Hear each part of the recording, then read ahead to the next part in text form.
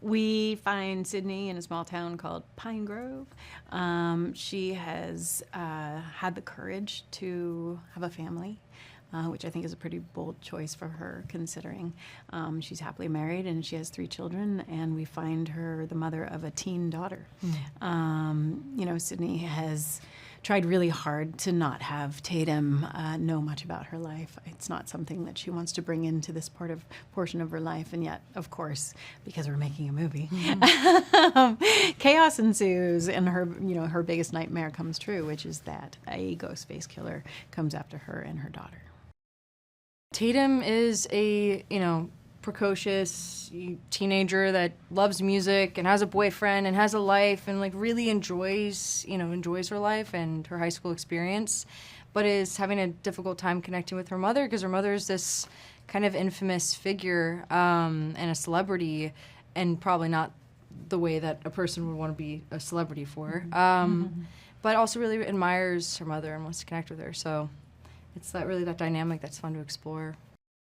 We start out with mother and daughter who are having a challenge connecting. Sidney really hasn't wanted to share her past with her daughter, and I think because of that, because she's wanted to protect her from her past, it's created a gap between the two of them, a lack of real communication and closeness, and Tatum is certainly feeling that.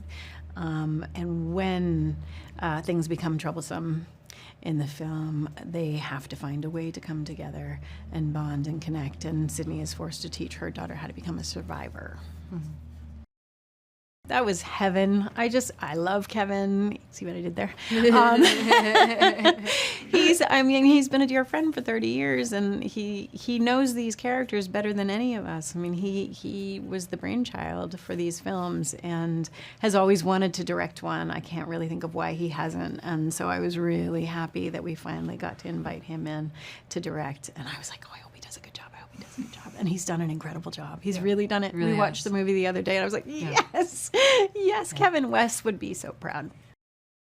It's crazy. I've never been involved in something like this. Obviously, it's a dream come true. I'm super grateful. But not only that, because I get to work with Neve and Kevin, which is, I always have said, they're icons in their own right, but together, it's like, wow, that's wild. And so it kind of feels like also connecting with the original film in a way, because you have the source of all of this. So it's been a dream come true to be a part of it.